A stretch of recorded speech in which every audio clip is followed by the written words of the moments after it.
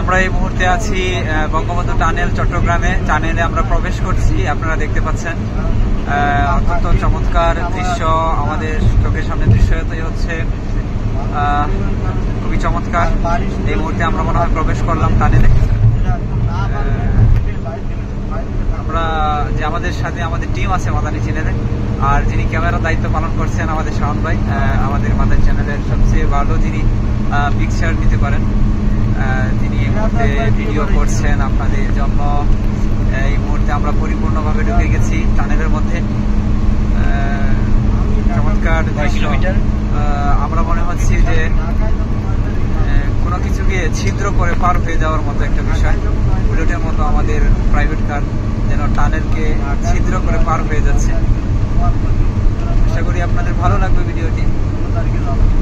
আমরা আছি এখন এই মুহূর্তে আস্তে আস্তে উপরের দিকে উঠছি। আমরা মনে হয় আমরা নদীর তলার মধ্যে আছি।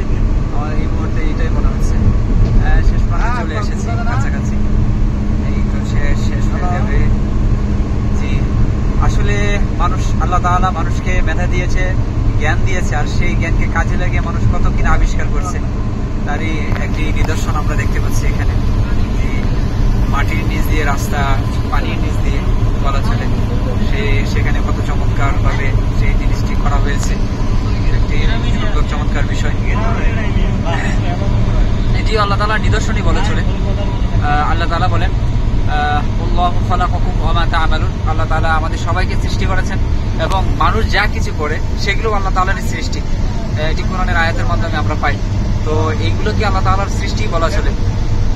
যদিও বা মানুষ সৃষ্টি করেছে, কিন্তু এই মেধা আল্লাহ তাআলা মানুষকে দিয়েছেন। কর্মক্ষমতা বা এই যে তৈরি করার যে কর্মশক্তি, সেটা আল্লাহ তাআলারই দান। তো সুতরাং আল্লাহ তাআলা বলেছেন, তো এটা আল্লাহ তাআলার একটি নিদর্শন। এখান থেকে আমরা চাইলে আল্লাহ তাআলার যে কুদরত, শক্তি আমরা জানতে পারি, শিখতে পারি যে মানুষ সাধারণ একটা প্রাণী, ক্ষুদ্র একটা প্রাণী সৃষ্টি, সেও কত সুন্দর আবিষ্কার করতে পারে। স্বয়ং স্রষ্টা যিনি মানুষকে সৃষ্টি করেছেন, তার সৃষ্টি কতটা সুন্দর হতে পারে আমরা বুঝতে পারি। আসসালামু আলাইকুম।